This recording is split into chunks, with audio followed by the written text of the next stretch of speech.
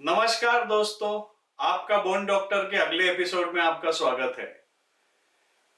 अब इस नी सीरीज में थोड़े एपिसोड्स हम नी रिप्लेसमेंट को डेडिकेट करेंगे। नी रिप्लेसमेंट इंडिया के लिए एक बहुत इंपॉर्टेंट टॉपिक है। क्यों, मैं आपको बताना चाहता हूं। इंडिया में अभी पॉपुलेशन लंबा जी रही है और एजिंग पॉपुलेशन में नी प्रॉब्लम ज्यादा होते हैं और आर्थराइटिस यूजुअली दोनों नी को इन्वॉल्व करती है। इंडिया में 15 करोड़ लोग आर्थराइटिस से आज जूझ रहे हैं और उसमें से 4 करोड़ लोगों को नी रिप्लेसमेंट की जरूरत है। तो ये हेल्थ सिस्टम पे काफी स्ट्रेन डालता है। अच्छे डॉक्टर्स हमें तैयार करने हैं और ये इंसिडेंस मुझे बढ़ता दिख रहा है। नी एपिडेमिक होने के चांसेस है 2025 तक इंडिया में। चाइना में अगर देखें तो सिर्फ 6 to 6.5 करोड़ लोगों को नी प्रॉब्लम्स होता है और उनमें सर्जरी भी कम लगती है बिकॉज वो दुबले पतले होते हैं और ज्यादा नी रफ यूज नहीं करते। अगर आप वेस्टर्न पॉपुलेशन से कंपेयर करें तो इंडिया में नी आर्थराइटिस का प्रॉब्लम 15 गुना ज्यादा है। वेस्टर्न वर्ल्ड में हिप प्रॉब्लम ज्यादा होता है, लेकिन इंडियंस जेनेटिकली नी आर्थराइटिस के लिए प्रोन है और हमारा लाइफस्टाइल ऐसा है कि हम नी ओवर यूज करते हैं। जैसे कि नीचे बैठना, इंडियन स्टाइल टॉयलेट यूज करना, चौकड़ी मार के बैठना, प्रॉपर फुटवेयर नहीं यूज करते काफी इंडियन जब वॉक करने के लिए जाते हैं। 90% इंडिया की महिलाएं विटामिन डी डेफिशिएंट है। विटामिन डी भी आर्थराइटिस को अफेक्ट करता है और ये काफी रिसर्च आ चुकी है इसके ऊपर। तो मल्टीपल प्रॉब्लम्स है जिसकी वजह से इंडियंस में ये प्रॉब्लम ज्यादा होता है। जैसे कि आप ये एनिमेशन में देखेंगे, जब आप नी यूज करते हो एक्सेसिव और जेनेटिक प्रीडिस्पोजिशन के कारण आहिस्ते आहिस्ते बीमारी बढ़ जाती है और कार्टिलेज में वेर एंड टेयर आने लगता है। ज्यादातर लोगों को वारस डिफॉर्मिटी होती है, जैसे कि यहाँ आप देख रहे हो। थोड़े लोगों में वाल्गस डिफॉर्मिटी भी होती है। जिन्हें रूमेटॉइड आर्थराइटिस होता है या इन्फ्लेमेटरी आर्थराइटिस, उनमें वाल्गस डिफॉर्मिटी ज्यादा कॉमन है। तो ये महिलाओं में 50 साल के बाद देखा जाता है और मर्दों में 60 साल के बाद ज्यादा देखा जाता है। लेकिन सिटीज में एक नई पीढ़ी आ रही है जो एक्सेसिव जिमिंग के कारण नी डैमेज कर रही है। जैसे कि स्क्वाट्स, लंजेस, हैवी वेट्स लेके करते हैं, वो थोड़े सालों तक बॉडी टॉलरेट करती है, but as the body ages ये टॉलरेट नहीं कर पाती और नी में दर्द होना शुरू होता है। तो ज्यादा करके ये महिलाएं जिम में एक्सेसिव एक्टिविटीज या एक्सरसाइजेस करके अपना नी डैमेज कर रही है और यंगर एज में आर्थराइटिस देखा जा रहा है। तो मैं एक निवेदन करूंगा कि अगर आप जिम कर रहे हो आप करो, लेकिन अगर आपको नी पेन हो, मतलब आपकी बॉडी आपको बता रही है कि ये आपको अभी नहीं करना चाहिए, मुझे तकलीफ हो रही है, सो आपको जल्द से जल्द आपके डॉक्टर से सलाह लेनी चाहिए और एक्टिविटीज या एक्सरसाइज मॉडिफाई करनी चाहिए। हम किसी की भी एक्टिविटीज या एक्सरसाइज रोकते नहीं, हम सिर्फ मॉडिफाई कर देते हैं ताकि नी पे जोर कम पड़े। तो आज का विषय क्या है? मान लीजिए कि आपको नी की आर्थराइटिस है और आपने सारे इलाज कर लिए और वो नहीं ठीक हो रहा है और फाइनली आपने आपके डॉक्टर से सलाह करके नी रिप्लेसमेंट का फैसला कर लिया है।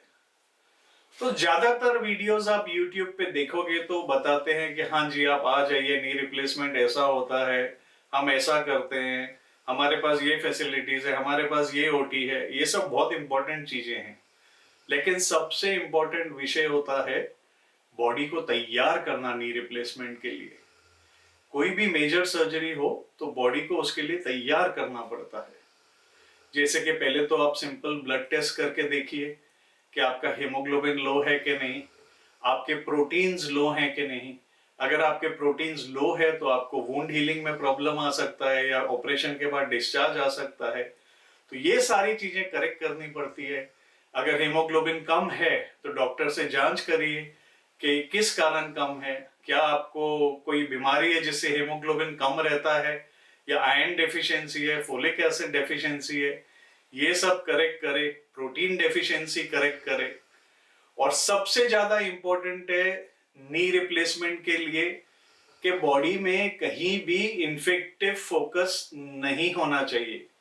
तो अगर आप महिला हो तो अपना गायनेक चेकअप करा लीजिए, और अगर आप मेल हो तो अपना dental checkup, women also should do their dental checkup. और अगर दांत का कुछ मेजर काम है तो वो नी रिप्लेसमेंट के पहले अगर आप करवा ले तो बेटर होता है। तो ये सारी चीजें तो हो गई बॉडी को प्रिपेयर करने के लिए, नी रिप्लेसमेंट के लिए। अब घर में आप क्या चेंजेस कर सकते हो? घर में हम ये चेंजेस कर सकते हैं कि आप एक सेफ एरिया अपने लिए बनाएं, जहां आप बेड से टॉयलेट जाते हो, टॉयलेट से बेड आते हो, या बेडरूम से डाइनिंग रूम में जाते हो। अगर बच्चे हैं घर में तो टॉयज फ्लोर पे नहीं बिखरी होनी चाहिए। अगर पेट्स है तो रात को वो आपके रूम में ना सोए, कभी आप ट्रिप हो सकते हो। अगर छोटे छोटे मैट्स हैं तो उस पर आप ट्रिप हो सकते हो। तो ये सब जगहें साफ करिए। हैंड रेल्स लगाइए ताकि आपका स्टेबिलिटी हो बाथरूम के अंदर। शावर एरिया में नॉन स्लिप मैट्स लगाएं। एक स्टर्डी स्टूल या चेयर रखिए जहां आप बैठ के नहा सकते हो। तो ये सारी चीजें बहुत इंपॉर्टेंट है। कमोड की हाइट बढ़ा ले, कमोड एक्सटेंडर्स आते हैं आजकल, रेल वाले भी आते हैं कमोड एक्सटेंडर्स। तो ये सब चीजों से आपको बहुत फर्क पड़ेगा। दूसरी बात है आपका स्किन एरिया, नी के आजू बाजू आप जांच लें। कभी कभी पेशेंट्स आते हैं हमारे पास स्किन प्रॉब्लम्स के साथ। अगर स्किन या लेग में, स्किन में कुछ इन्फेक्शन है तो उसको ठीक किए बिना ऑपरेशन के लिए नहीं जाना चाहिए, क्योंकि इन्फेक्शन रिस्क बढ़ जाता है। दूसरा, अगर आपको शुगर है तो शुगर कंट्रोल बहुत जरूरी है। 3 मंथ्स का ग्लूकोज या HB1AC 6.5 से कम होना चाहिए। अगर ज्यादा है तो उसको कंट्रोल करिए, आपने डायबिटोलॉजिस्ट से मिलिए। आजकल ये डिवाइस आई है मार्केट में जो कंटिन्यूअस ग्लूकोज मॉनिटरिंग करती है। तो ये एक बहुत अच्छी चीज है, क्योंकि इससे आप पोस्ट ऑपरेटिव पीरियड में आपका ग्लूकोज सिर्फ मशीन बटन पे लगा के आप चेक कर सकते हो रियल टाइम में कि ग्लूकोज आपका कितना है। दूसरे, आपको आपके डायबिटोलॉजिस्ट से टच में रहना चाहिए। कभी कभी ऑपरेशन के दौरान पेशेंट को इंसुलिन पे डालते हैं, और फिर अगर शुगर बहुत हाई हो और फिर टैबलेट्स पे शिफ्ट करते हैं। तो ये सारी चीजें बहुत जरूरी है प्रॉपर वुंड हीलिंग और इन्फेक्शन प्रिवेंट करने के लिए। बाकी एक और चीज मैं अक्सर बोलता हूं पेशेंट्स को, अगर पेशेंट्स ने फिजियोथेरेपी ना की हो और उनको नहीं पता हो कि एक्सरसाइजेस क्या करते हैं नी रिप्लेसमेंट के बाद, तो 7-8 दिन अगर वो फिजियोथेरेपिस्ट के पास जाएं या किसी को घर बुला ले तो उनको एक्सरसाइज सिखाई जाएगी जो उन्हें ऑपरेशन के इमीडिएट बाद करनी है, ऑपरेशन के लिए बाद 2-3 हफ्ते करनी है, और उसके बाद जो एक्सरसाइज करनी है वो पहले से सीख लेंगे तो पेशेंट रेडी होता है। मींस बेड में जाके अपने आप फिजियोथेरेपिस्ट आने के पहले भी वो अपनी बेसिक एक्सरसाइजेस शुरू कर सकते हैं। तो इतना कुछ करना पड़ता है to prepare yourself for a knee replacement surgery.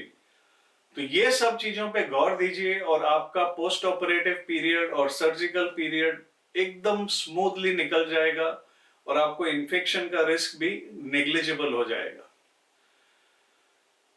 ये एपिसोड देखने के लिए धन्यवाद। अगर आपको ये एपिसोड पसंद आया हो तो अपने फ्रेंड्स, फैमिली के साथ शेयर करिए, सब्सक्राइब बटन दबाइए, और इंतजार करिए अगले एपिसोड का जो जल्दी आएगा। Thank you.